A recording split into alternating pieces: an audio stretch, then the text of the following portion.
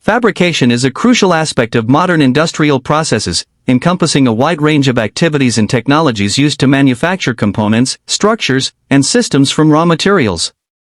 It involves a combination of techniques such as cutting, bending, welding, machining, and assembling materials into final products that are used in industries ranging from construction and automotive to aerospace, electronics, and energy.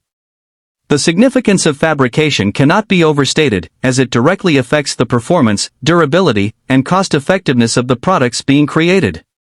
The term fabrication broadly refers to the process of constructing products by combining typically standardized parts using one or more individual processes. This term is often associated with metal fabrication, where metals are manipulated into various forms through physical and sometimes chemical means. However, fabrication can also apply to plastics, composites, textiles, and other materials, depending on the industry and application. The fabrication process typically begins with the design phase.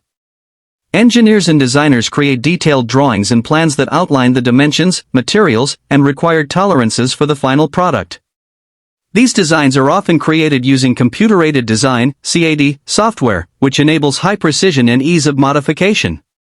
Once the design is finalized, the fabrication process moves to the preparation stage, where raw materials are selected, measured, and cut to appropriate sizes. Common cutting methods include sawing, shearing, laser cutting, water jet cutting, and plasma cutting, each offering different levels of precision and material suitability. Bending is another critical aspect of fabrication.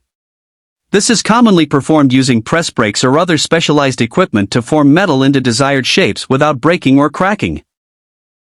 In certain cases, rolling may be used to produce cylindrical forms. The ability to bend and shape materials accurately is essential in ensuring structural integrity and meeting design requirements.